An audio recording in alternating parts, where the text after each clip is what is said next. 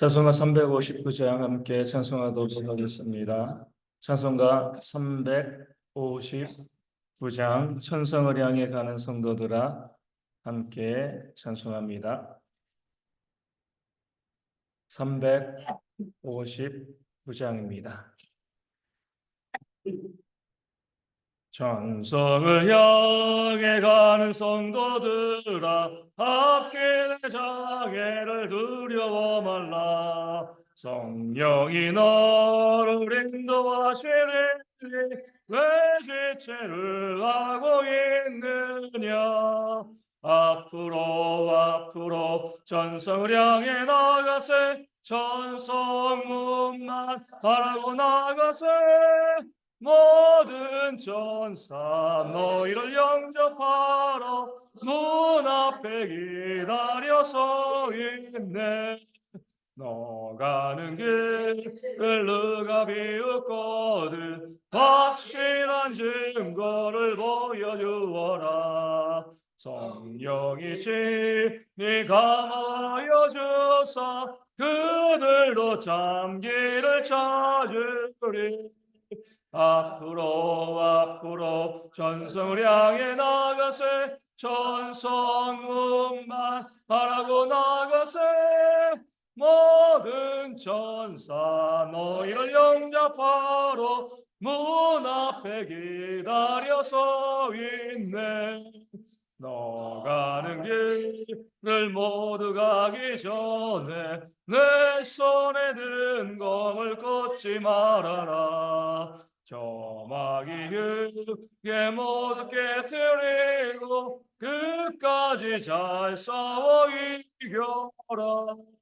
앞으로 천성을 향해 나가세. 천성문만 바라고 나가세.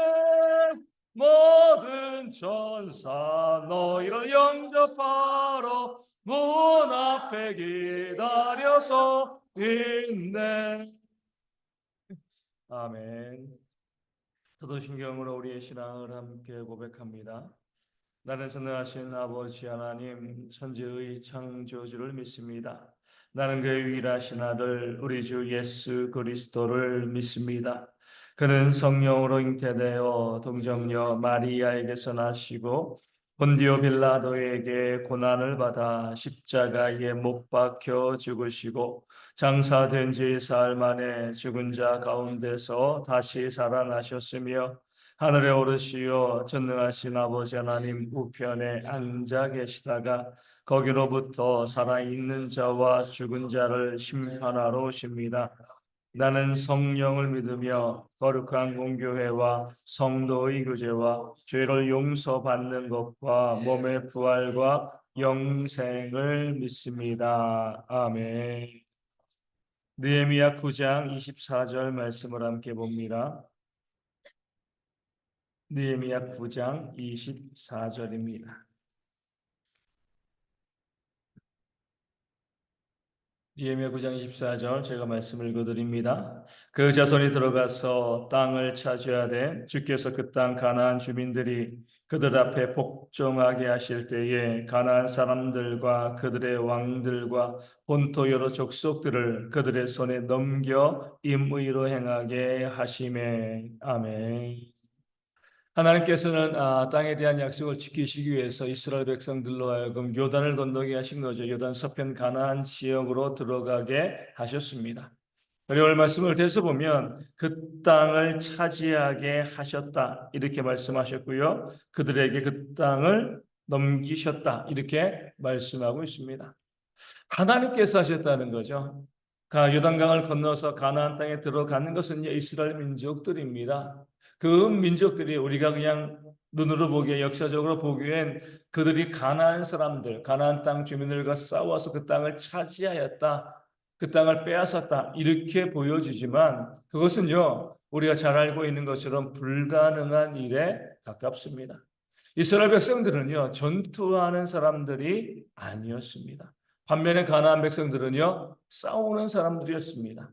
이 가나안 땅은요 위아래 두 개의 큰 문명 사이에 끼어 있었습니다. 아래는 어때요? 나일강에 있는 애굽의 문명이 있었고요. 위로는요 우리 메소포타미아 강에 있는 그러한 이 메소포타미아 문명 가운데 있었습니다. 아래는 계속해서 애굽이 있었고요. 위에는 여러 대제국들이 있었습니다. 수메르 제국도 있었고요. 나중에 또 아시리아 그리고 바벨론 그런 제국들이 계속 있었습니다.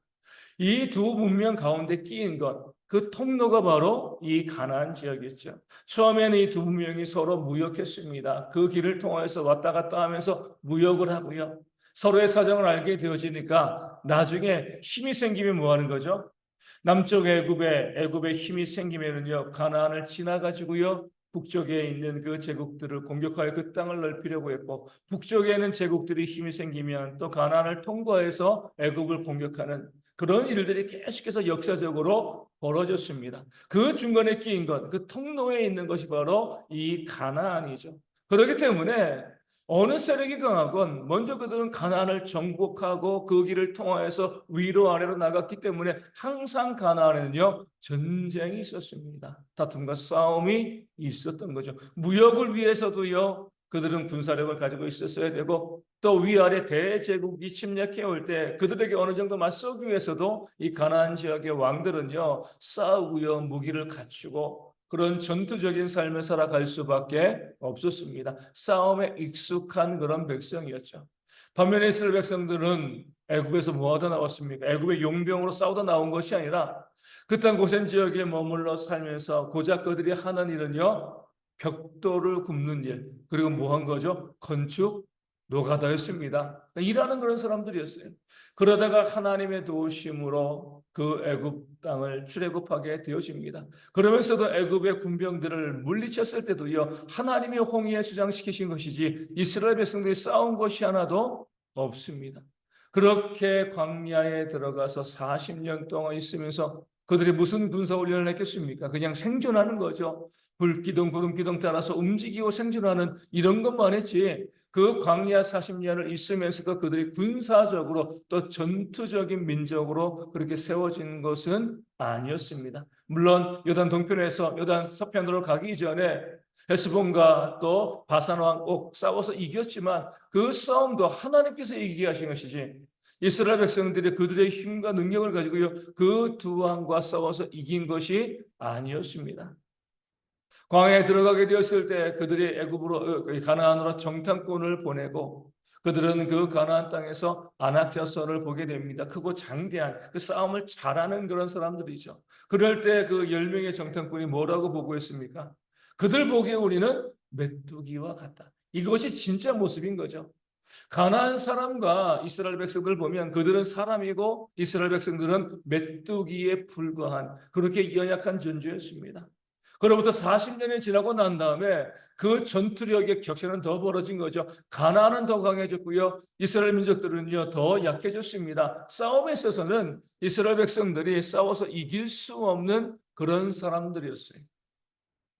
그런 사람들이 요단을 건너가지고요 이 가나안 지역으로 들어갔습니다. 그렇기 때문에 그들의 힘을 가지고 그들의 능력을 가지고 그들의 전투력을 가지고 싸워서 그 가나안 땅을 차지하였다, 정복하였다, 빼앗았다. 이렇게 말하는 것 자체가 말이 안 되는 소리가 되어지는 거죠. 그러면 어떻게 그들이 그 가나안 땅, 그 강대한 강력한 민족과 싸워서 그 땅 가나안을 다 차지할 수 있게 되었을까요? 다시 말씀드렸지만 오늘 말씀에 있는 것처럼 하나님께서 그 땅을 차지하게 하신 거죠. 복종하게 하셨고요. 그들의 손에 넘기신 겁니다. 하나님께서 차지하게 하시고요. 복종하게 하시고 넘기신 것. 하나님께서 이스라엘 백성들에게 그 땅을 주신 것이지 이스라엘 백성들이 그들의 힘과 능력으로 싸워서 그것을 빼앗은 것이 아니다. 말씀은 분명히 우리 가운데 알려주고 있는 겁니다. 그렇기 때문에 가장 먼저 첫 전투였던 여리고성의 전투를 통하여서 하나님께서 일하시고 하나님께서 싸우시고 하나님께서 이 땅을 너에게 주신다. 이 사실을 하나님께서 시각적으로 또 분명하게 경험하게 해주신 거죠. 여리고성을 칠 때 무슨 싸움이 있었습니까? 싸움이 없었죠. 하나님의 작전은 뭐예요? 하루에 한 바퀴씩 성을 빙 도는 겁니다. 마지막 7일째는 7바퀴 돌고요. 뭐 한 거죠? 화살을 날린 것도 아니고요. 창을 던진 것도 아니고 그 7바퀴 돌고 난 다음에 그 성을 향해서 크게 외쳤을 따름입니다. 그럴 때 그 성이 무너지고 그 성, 이스라엘 백성들에 비해서는 정말 강력한 군대를 가지고 있는 그 여리고를 무찌르는 그런 역사가 있었던 거죠. 하나님께서 보여주신 겁니다. 내가 싸우는 거다. 내가 너에게 이 땅을 주는 거다. 너의 힘과 너의 능력으로, 너의 군사력으로 싸워서 이기고 이 땅을 차지하는 것이 아니라 내가 너희가 믿지 못할 그런 놀라운 방법을 통해서 이 땅을 너에게 줄 것이다. 이것을 보여준 것이 바로 여리고성 전투가 되어진 겁니다. 하나님께서는 우리가 이 세상과 더불어 싸우게 될 때에 우리가 먼저 깨달아 알기를 원하시는 거죠. 무엇을 알기를 원하시냐면 우리는 세상과 이 상대할 수 없다는 겁니다. 세상은 너무나 강하죠. 또 너무나 물질적인 부분에서 또 교활하다, 또 지혜롭다 이렇게 볼 수가 있습니다. 세상과 경쟁해서 믿는 사람들이 싸워서 이 세상을 이길 수는 없습니다. 그렇다고 해서 싸움을 피할 수도 없는 거죠. 이 세상과 싸우고 또 경쟁해야 하는 것이 또 맞습니다. 그럴 때에 하나님께서 오늘 말씀에 나와 있는 것처럼 우리가 살고 있는 이 세상의 성도들의 삶의 모든 모습을 가나안 정복 전쟁과 같다 이렇게 우리 가운데 말씀하시는 겁니다. 세상은 강하다는 거예요. 우리의 힘으로 싸워서 이길 수 없습니다. 이것을 인정해야 합니다. 그렇다고 해서 우리가 도망갈 필요는 없습니다. 왜냐하면 다윗이 고백한 것처럼 전쟁은 여호와께 속한 것이기 때문에 그렇습니다. 내 힘으로 내 능력으로 싸워서 이길 수 있는 것이 아니죠. 하나님께서 싸우신다. 하나님께서 역사하신다. 그렇기 때문에 두려워하지 말라는 겁니다. 겁내지 말라는 거예요. 그 세상과 맞서는데 그 다윗이 골리앗 앞에 나아가는 것처럼 그 맞서는데 두려워하지 말고 세상으로 나아가라는 겁니다. 얼마나 다윗의 입장에서는요 그 전력세가 심했겠습니까? 그럼에도 다윗은 용감하게 나갔습니다. 하나님께서 싸워주실 것을 믿었기 때문에 그래요. 아무리 그 사실을 믿어도요 나아가지 아니하면 승리할 수가 없습니다. 우리도 마찬가지죠. 이 세상과 맞서야 돼요. 거룩함으로 세상과 맞서야 되는데 그런 모습 가운데 우리가 두려워하거나 위축될 필요가 없는 것은 하나님께서 싸우시고요. 하나님께서 믿음으로 나아가는 성도들에게 결국에는요, 이기게 하시는 그런 능력을 주실 것이기 때문에 그렇습니다. 그런 것만 가지고, 그 믿음을 가지고요, 늘 기도하고, 말씀에 순종함으로 두려워하지 않고 세상과 맞서고 싸워서 이기는 그 하나님께서 우리 가운데 이기게 하셨다는 고백이 우리 모든 성도의 삶에 나와야 할 줄로 믿습니다. 정말 우리가 구원받은 백성이라고 하면 항상 우리 가운데 그런 간증이 넘쳐야죠. 내가 할 수 없지만 하나님께서 하셨습니다. 어제 우리 정선생 우리 말씀을 우리 증거한 것처럼 내가 할 수 없으니까 기도하는 거잖아요. 내가 할 수 있으면 물론 할 수 있어도 기도해야 되지만 실제적으로 우리가 할 수 있는 일들이 하나도 없습니다. 우리의 능력이 없는 거죠. 그러니까 우리는 하나님께 기도하는 거죠. 부르짖는 거죠. 하나님 도와달라고. 전쟁은 여호와께 속한 것입니다.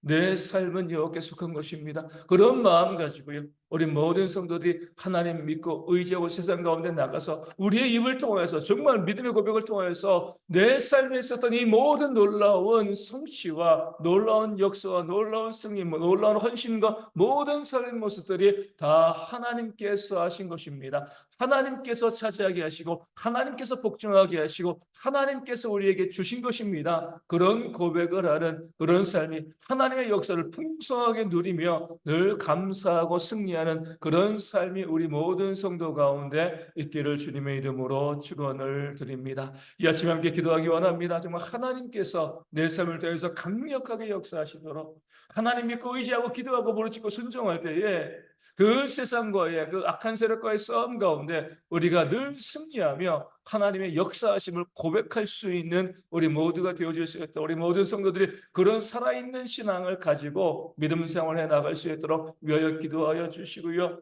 우리 삶의 육신의 질병도 그렇게 기도함으로 회복되어지고요. 삶의 문제 또 관계의 문제와 또 경제적인 어려움도 하나님의 도우심을 구할 때 하나님의 놀라운 방법으로 채워주시고요. 또 회복시키시는 그런 역사를 경험할 수 있도록 우리 선교지 교회도 작은 개척교회들도 하나님의 은혜 가운데 힘들고 어려운 시기라고 하지만 우리가 기도할 때 하나님께서 부흥케 해주시는 그런 역사를 경험할 수 있도록 이 아침에 함께 기도하도록 하겠습니다. 기도문 하시겠습니다.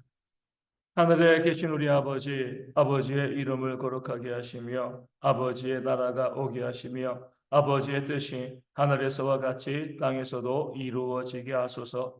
오늘 우리에게 일용할 양식을 주시고 우리가 우리에게 잘못한 사람을 용서하여 준 것 같이 우리 죄를 용서하여 주시고 우리를 시험에 빠지지 않게 하시고 악에서 구하소서. 나라와 권능과 영광이 영원히 아버지의 것입니다. 아멘. 기도하겠습니다.